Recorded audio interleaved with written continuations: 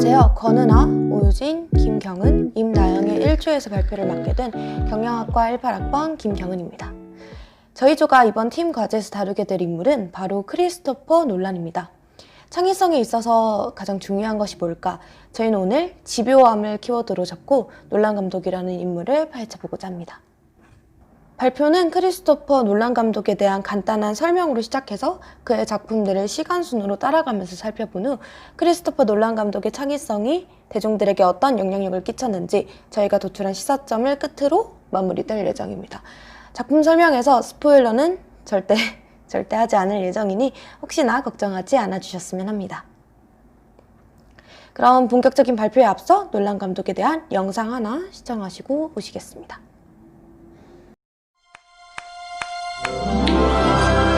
무비 비하인드 더 씬, 크리스토퍼 놀란 감독의 촬영장 뒷이야기. 옥수수밭의 진실? 인터스텔라에 나오는 옥수수밭 장면을 CG로 작업하자는 의견을 거부하고 6개월간 손수 옥수수를 키워 촬영한 것으로 알려졌다. 실제 테러 상황? 다크나이트에서 실제 병원 폭파 장면을 위해 캐나다의 병원 세트를 제작하고 폭발을 했는데 그날 많은 캐나다 시민이 테러 상황인 줄 알고 오해, 경찰에 신고했다고 한다. 조셉 고든 레빗의 순환. 인셉션에 회전하는 호텔방 촬영 역시 실제 세트장에서 호텔 복도와 방을 제작하여 장면을 찍어 배우 조셉 고든 레빗이 연기하는 데 매우 힘들어하였다고 한다.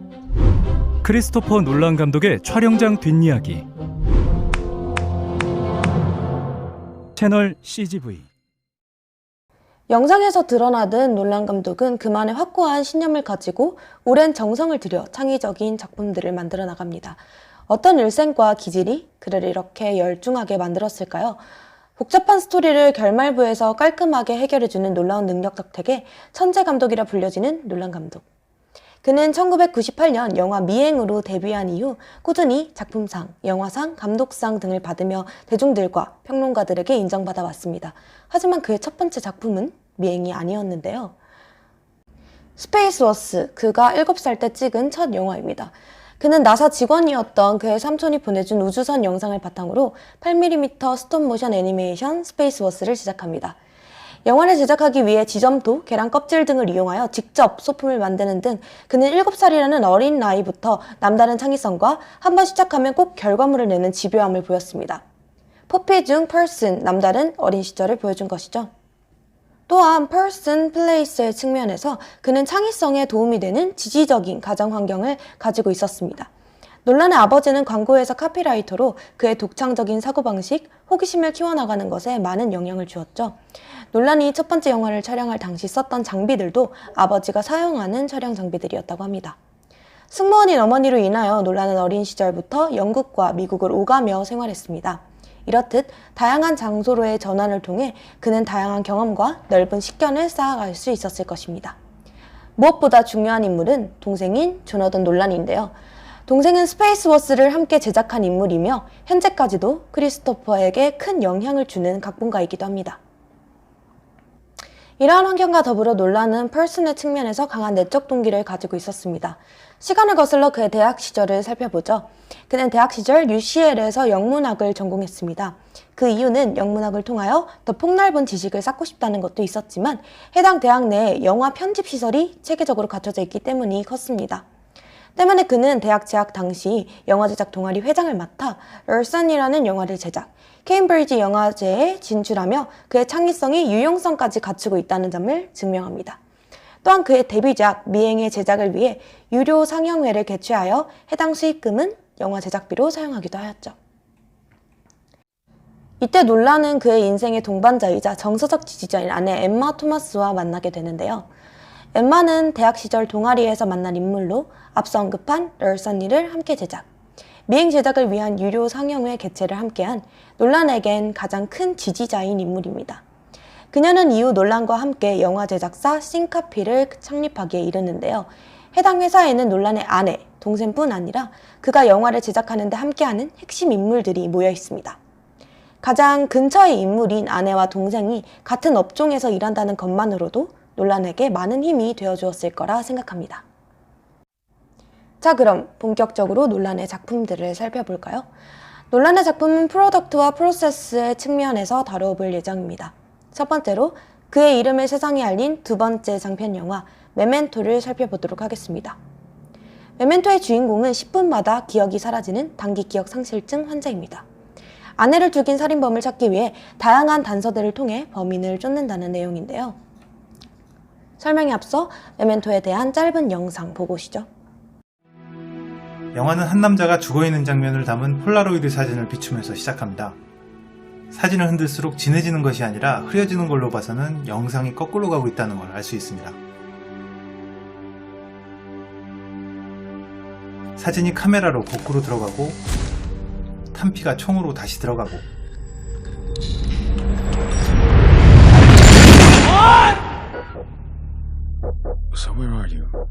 죽은 사람의 마지막 외마디가 들린 후에는 아무 설명 없이 갑자기 흑백의 화면으로 전환되고 방금 전에 총을 쏜 남자가 모텔방에서 혼잣말을 하는 장면으로 넘어갑니다. 이 정신없고 혼란스러운 메멘토의 첫 장면, 이 첫 장면에 메멘토의 많은 수수께끼가 숨어 있습니다. 관객들이 가장 처음 만나게 되는 이 장면은 영화 속 사건을 시간으로 열거했을 때 가장 마지막에 일어나는 사건입니다.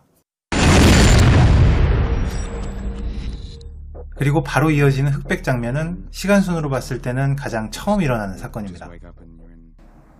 해당 작품은 10분밖에 기억하지 못한다는 설정을 활용, 시간의 순행과 역행을 동시에 드러내는 전에 없던 독특한 편집 방식을 사용했다는 점에서 논란의 발산적 사고가 특히나 더 잘 드러난 작품입니다.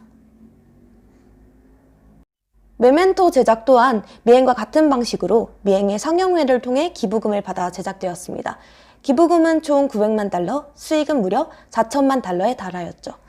이러한 흥행 성공은 그에게 더 많은 기회를 제공해 주었습니다.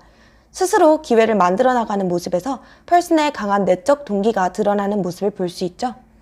메멘토는 비평가와 관중 모두에게 좋은 평가를 받았으며 미 의회 도서관에 영구 보존될 만큼 유용성 또한 가지고 있는 작품입니다. 메멘토의 성공에 이어 다음으로 살펴볼 작품은 바로 다크나이트 시리즈입니다. 그 중에서도 2008년작 다크나이트를 중점적으로 살펴보겠습니다. 다크나이트는 여러분들이 가장 잘 알고 있을 만한 영화라고 생각되는데요. 배트맨 만화를 영화화한 작품으로 슈퍼히어로 영화 역사상 최초로 수익 10억 달러를 돌파한 영화입니다. 해당 시리즈의 흥행으로 인해 투자를 유치받아 만든 영화가 바로 그의 대표작 인셉션이죠. 다크나이트는 프로덕트의 측면에서 압축성이 뛰어난 작품입니다. 선과 악을 굉장히 철학적으로 다루고 있는 것이 특징인데요. 단순한 이분법적 태도가 아닌 선에서 악으로 변화하는 인간의 모습, 죄수들의 딜레마 등을 그려내며 악과 선을 굉장히 깊은 고찰을 통해서 그려내고 있습니다. 놀란 감독의 뛰어난 점은 이 철학적이고 복잡한 개념을 조커라는 하나의 인물을 통해 압축하여서 전달하고 있다는 점입니다. 또한 다크나이트 시리즈부터 영화 제작 과정에서 보여지는 놀란 감독만의 신념이 드러나기 시작합니다. 그는 깔끔하고 엄격한 작업 환경, 휴대폰 반입 금지, 모든 스텝이 갖춰진 옷을 입고 출근과 같이 온전히 영화 촬영에만 집중할 수 있는 플레이스를 조성하는 모습을 보입니다. 그러나 그는 영화 촬영 방식에서는 완전히 새로운 시도를 진행하는데요.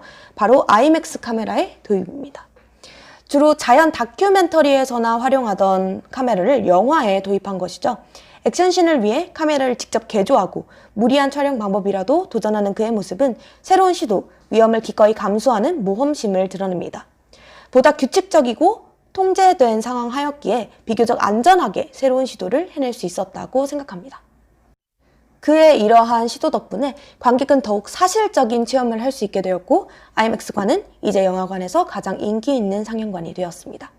아이맥스로 촬영한 다크나이트의 장면 몇 개 보시고 가실게요. School's out. Time to go. Cat's not getting up, is he? That's a lot of money. What happened to the rest of the guys?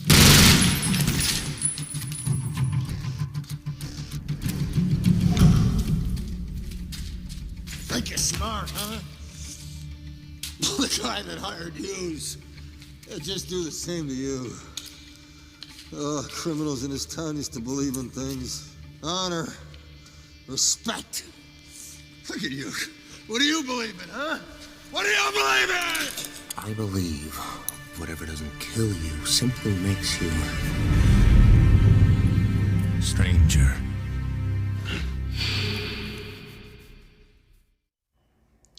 다음은 드디어 그의 대표작 인셉션입니다. 스스로 꿈을 꾸고 있음을 인지한다는 자각몽을 바탕으로 타인의 꿈을 설계하고 침투하는 과정을 그린 영화로 많은 수상을 이루어냈으며 전 세계 8억 달러라는 엄청난 흥행 수익을 기록한 바 있습니다.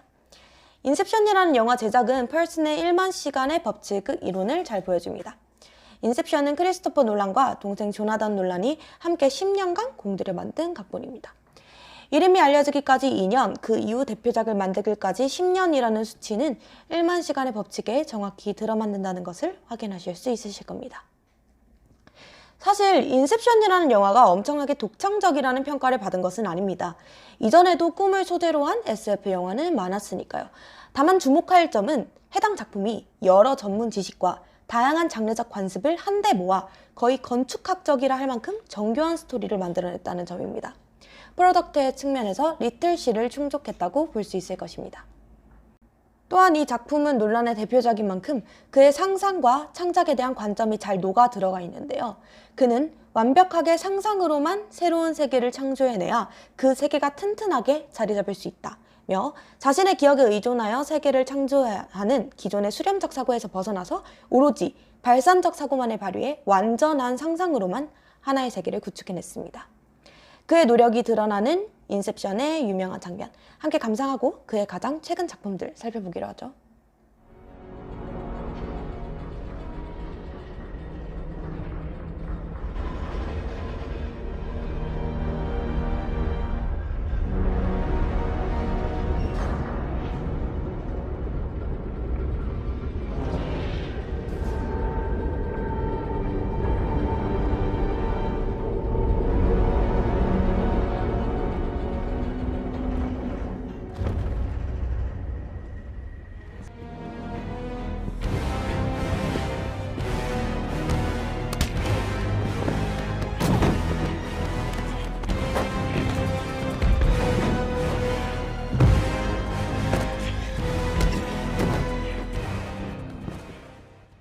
이제 논란의 가장 최근 작품들을 살펴볼 차례입니다. 유명한 작품 하나와 가장 최신 작품 하나를 가지고 와봤는데요. 바로 인터스텔라와 테넷입니다. 인터스텔라는 많은 분들이 아실 수도 있을 것 같아요. 지구의 기상변화로 위기를 직면한 인류를 구원해내기 위해 새 터전을 찾아 나서는 우주비행사 이야기를 담은 이 영화는 영국 엠파이어 어워드에서 올해의 작품상 대상을 수상하였으며 국내에서는 13번째로 1000만 관객을 돌파한 영광을 얻게 되었죠. 이어 가장 최근 영화인 테넷은 2020년 8월 말에 개봉하였으며 시간의 흐름을 조절하여 현재와 미래 사이에서 전쟁을 막기 위해 노력하는 인물들의 스토리를 담고 있습니다. 이 두 영화는 공통적으로 고유한 하나의 컨셉을 가지고 있는데요. 바로 과학이라는 큰 틀에 담긴 이별의 감정과 진심 어린 부성애입니다. 이별과 부성애, 아주 흔히 쓰이는 소재이죠. 이것이 바로 놀란 감독 영화의 가장 큰 특징이라고 볼 수 있는데요. 그는 일상에서 볼 수 있는 익숙하고 아주 보편적인 것들을 수렴적 사고를 통해 꼼꼼히 관찰한 후 발산적 사고를 통해 심오하고 커다란 방식으로 풀어나가는 모습을 보여줍니다. 하지만 결국 모든 것은 작고 보편적인 주제에서 출발했기 때문에 예술성뿐 아니라 대중성까지 잡은 것이죠. 때문에 어렵더라도 재관람을 통해서 이해할 수 있고 이러한 부분들로 인해 매니아층까지 형성되어 흥행으로 이어지게 된 것입니다. 또한 두 영화는 모두 전문 지식을 깊이 있게 고찰하여 만들어진 영화입니다. 논란은 창의적인 결과물을 위해 사실적인 묘사, 전문적인 지식에 굉장히 집착하는 모습을 보입니다. 인터스텔라 제작에서는 미국 이론 물리학자 킵 손에게 자문을 구했으며 각본가 동생 조나단은 4년에 걸쳐 상대성 이론에 대한 공부를 했습니다. 테넷은 아이디어를 구체화하고 시나리오를 완성하는데 무려 26년이나 소요되었죠. 앞서 언급했듯 수렴적 사고를 소홀히 하지 않는 모습인과 동시에 전문 지식을 보유하고 있는 펄슨이라는 점도 드러납니다. 또한 그는 이번 테넷에서 그의 약점인 액션씬에 대해 굉장한 호평을 받았는데요. 논란은 기존의 리얼리티 축으로 인해 박진감 있는 액션 장면을 연출하지 못한다는 비평을 극복하기 위해 30kg짜리 IMAX 카메라를 가지고 핸드헬드 기법을 통해 박진감 있는 씬을 연출해냈습니다. 핸드헬드 기법이란 손으로 이렇게 직접 카메라를 들고 촬영하면서 좀 더 사실적인 묘사를 하기 위한 촬영 기법 중에 하나입니다. 자신의 현재 위치에 만족하지 않고 피드백을 수용, 발전해 나가려는 그의 제작 과정이 돋보이는 부분입니다. 그는 자신의 창의성을 통해 많은 대중들에게 생각할 거리를 던져주었습니다. 논란의 모든 작품에서 등장하는 시간이라는 큰 주제는 대중들로 하여금 생각의 틀을 확장하는 창의적 체험을 선사하게 되었습니다. 논란은 단순히 꿈과 희망을 전달하기 위해 영화를 찍지 않는다고 말합니다. 그는 프린스턴 대학교 졸업 연설에서 영화를 보고 거기서 끝나는 것이 아닌 영화를 보고 난 후 자신의 현실을 똑바로 바라보라며 미래 말고 자신이 살고 있는 현재, 가장 근본적인 것들을 바라보기를 바란다고 조언했습니다. 자신의 영화가 실제 현실에서도 선한 영향력을 끼치기를 바라고 노력하는 그의 태도가 드러나는 것을 알 수 있죠. 논란은 다양한 생각과 새로운 시도를 하는 것에만 고착되지 않고 그 생각을 실제로 구현할 수 있는 기회를 직접 만들어내기 위해 노력합니다. 집요함과 실천력을 겸비하고 있기 때문입니다. 또한 위험을 감수하며 자신의 현재 상태에 머무르지 않고 끊임없이 발전하려는 노력을 아끼지 않습니다. 그렇기에 그의 작품들은 많은 이들에게 전율과 극찬을 불러일으킨 게 아닐까요? 집요한 시간여행자 논란의 창의성은 대중들에게 선한 영향력을 끼치고 있습니다. 창의성의 선한 영향력. 이것이 우리가 앞으로 나아가야 할 방향이 아닌가 하는 생각이 들었습니다. 이상 1조 발표자 김경은이었습니다. 긴 발표 들어주셔서 감사합니다.